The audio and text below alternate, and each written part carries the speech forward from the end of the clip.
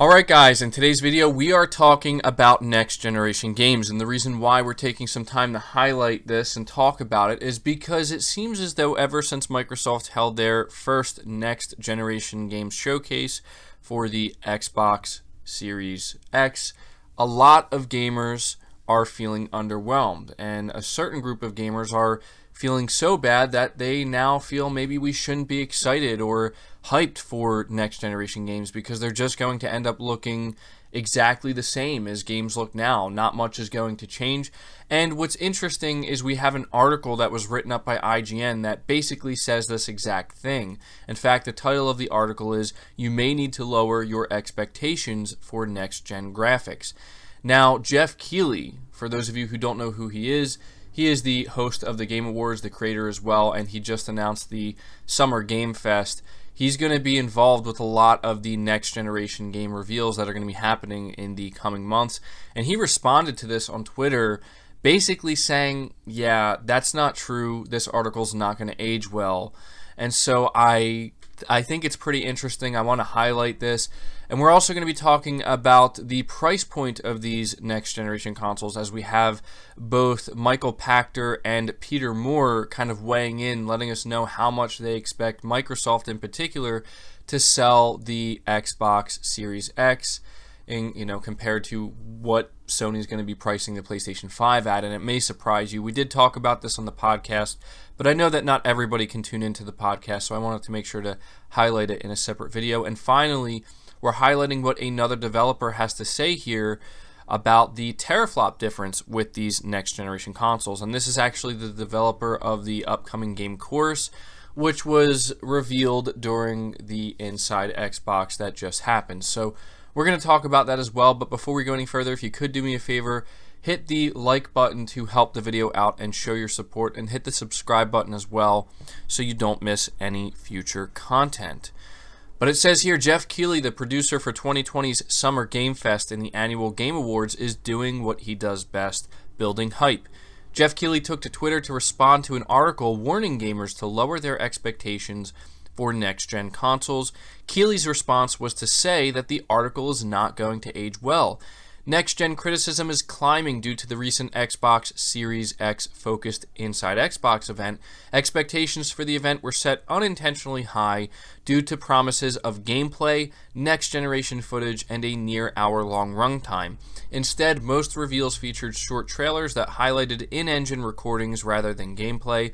Most of the games were also from small to medium-sized studios. A vocal minority of gamers made clear their displeasure, and a smaller subset started to say that maybe next-gen consoles wouldn't deliver games all that much more impressive than what's already being shown. Keighley clearly doesn't believe that's true, and given that Geoff Keighley is an insider that's likely seen footage from many of the next-gen titles gamers will be introduced to in the coming months, he is very believable. Folks should keep their expectations for next-gen games as high as they please, but should also be patient. And so I actually went over on his Twitter to see exactly what he had to say. So he highlighted that IGN article that we referenced earlier, basically telling people to lower their expectations for next generation graphics, and he quoted it and said this article will likely not age well. But if you go down a little bit further, he actually responded to what some people were saying to him, basically saying like, look man, you're overselling this, you're overhyping it. One individual said, with all respect, Geoff, I think you need to tread carefully with the beginning of Summer Games Fest. A lot of folks are understandably burned from the continuously underwhelming events the past 6 months, and while I understand a lot of that is out of the developers and publishers' hands. So basically what this person is saying, like, look, Geoff, you might want to chill because gamers have been burned up until this point, and gamers have been getting hyped over and over again just to end up feeling a little bit let down. And he responded by saying, let's talk again soon. So what I believe Geoff Keighley is trying to say here is that he's going to be doing something big soon, or some game publisher is going to be doing something big soon, or multiple game publishers are going to be doing some big things very soon. And it just basically comes off as he's very confident that this person is not going to end up feeling burned, and many gamers are not going to feel burned by what is to come hopefully sooner rather than later. That's what he's hinting at. We have another response here. Geoff Keighley, why do this? From what was shown, were we supposed to be blown away? Not many were. Why post this, though, is my question. And he responds by saying there is much more to the next-gen story. So, yeah, looking at this, to me, it's pretty clear that Geoff Keighley is coming out here and basically trying to let everybody know, look, while we do have to remain patient and it's not all going to happen at one time, he is basically not promising, but saying that we are going to be blown away. We are going to have our expectations met. And to me, maybe this is just my bias here, but I just can't help but think of Sony when he says this stuff. Because the thing about Sony's games, while I know a lot of third-party publishers and Microsoft as well are going to have a lot of really good-looking games to show off, the thing about Sony is when they show off specifically their first-party games, like whether you want to think about the next Horizon game, even if you want to think about the next Spider-Man game or the next God of War game, or even just a new IP in general that's coming from one of Sony's first-party studios, the thing about it is it's going to be developed for just the PlayStation 5 and take full advantage of that. And because of that, it's not going to be held back, and I know I sound like a broken record, but I have to emphasize this to people. This is why PlayStation fans are just so excited. It's not going to be held back by the PlayStation 4, as long as it's not a cross-gen game. It's not going to be held back by the PC because, as far as we know, the games are going to be exclusive to just the PS5 and not built with PC in mind, again, as far as we know. And when you think about that, if there's any publisher that's going to be able to show games that truly blow people's minds, it's going to be Sony's first party. I would say the same thing for Microsoft, but unfortunately for them, they've already made the decision, I think this is unfortunate, that not a single game coming from their studios is going to fully utilize everything that the Xbox Series X will offer. It can't, because it has to keep in mind that we need to make this game able to run on the Xbox One and PC as well. So because of that, I just feel that when I look at what Geoff Keighley's saying here, not only does my hype levels rise a little bit, because it's like, yeah, he knows what's up. He knows what's going to be shown, for sure, right? And he's saying, look, it's okay to have high expectations. They're going to be met. There's more to the story than, oh, you need to lower your expectations for next-gen graphics. That gets me excited. Certainly gets me excited to see what Sony's studios are going to show, as well as third-party and Microsoft's as well. But moving on from that, talking briefly about what Micheal Pachter and Peter Moore had to say when discussing the price point of the next-gen consoles. It says, former Electronic Arts and Xbox executive Peter Moore and Wedbush securities analyst Micheal Pachter have said that Microsoft is in a position to price the Xbox Series X lower than the PlayStation 5. The duo made their comments during a video chat with Geoff Keighley in which they discussed the company's next-gen plans and challenges. So essentially, what we have here is both Micheal Pachter. I know a lot of people don't take him seriously, understandably so, but I do take Peter Moore a little bit more seriously. He was a former head of Xbox. I think he was the head of Xbox during the early 360 days. And so basically, I think, they're both coming together here. Well, it's not what I think. This is what they're saying. They're both coming together here, saying that they believe Microsoft is waiting for Sony to, quote, blink first, as in kind of reveal the price of the PlayStation 5 first before Microsoft reveals the price of their console, because they both think that there's a pretty good chance Microsoft may try to undercut the PS5 by selling the Xbox Series X at a significant $100 loss and subsidize it, for at least the first 10 million sold, because everything's going so well for them with their subscriptions, with Game Pass and everything, Xbox Live. They'll be able to make up for it through that and game sales and software sales. They think that Microsoft is going to try to price this thing at $400. Now, I don't think this is the case. I think they're both going to go for $500, both Sony and Microsoft. And I think, if anything, it's more likely Sony would probably try to do less than that, maybe at $450, possibly even $400. Because Sony really won't.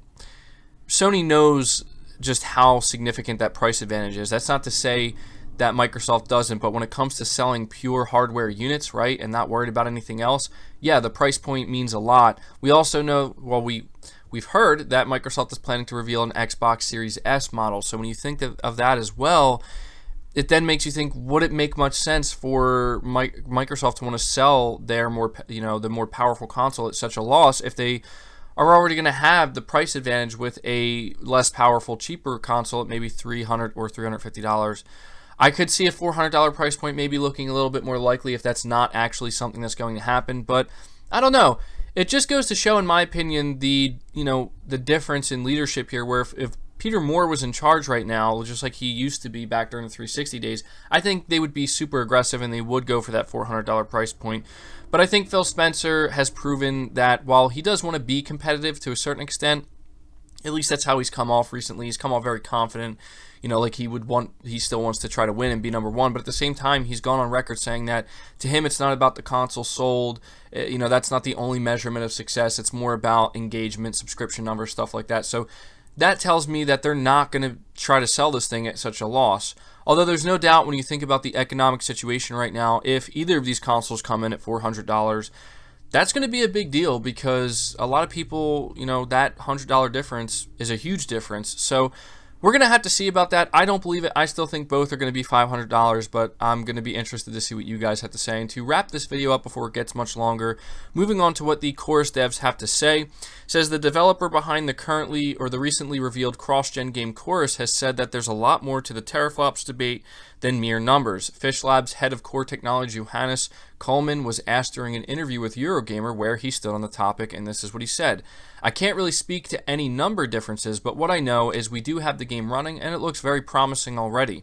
But what we always see with any console generation is we first have to learn how to handle the hardware, how to handle the software, and how to make the best use of it. If you have a difference in teraflops, but then you have an operating system or firmware that doesn't allow you to take advantage of this, then it's not going to be of much use. So there's definitely more to the debate. It definitely depends on how you can make use of the hardware and software. And so I just wanted to highlight this because it is another developer basically saying that, yeah, it's not just about the T-flop number, and the T-flop number alone is not a good representative of really what developers are going to be able to do with their games when developing them for these next-gen consoles. It's a lot more than that. And I think most of us already know this by this point, but this is why when you see people saying like 12 greater than 10.3, like that's not going to matter. I promise you that's not going to matter nearly as much as you want to think it does.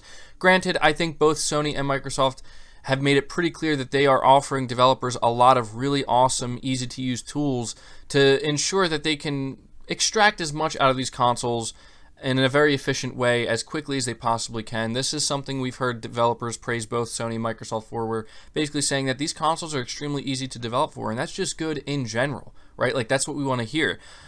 So I just thought that this was worth mentioning at the end here, just to kind of highlight yet another developer who's just saying, look, it's not just about the T-flop number. There's a lot of other things surrounding it. When it comes to taking full advantage of it, it comes down to the tool set, it comes down to the operating system, the firmware, and all these things have to work in unison with one another. And hopefully, Sony and Microsoft are doing what developers are hoping they want, need them to do, I should say, in order for them to take full advantage of these consoles. So that's going to do it for the video, guys. Let me know your thoughts about this down in the comments below. Again, leave the video a like if you enjoyed it or found it informative. Subscribe to the channel if you're new and haven't already. Hit the bell notification icon so you never miss an upload, and feel free to share this video out on top of all that. But until next time, guys, take care.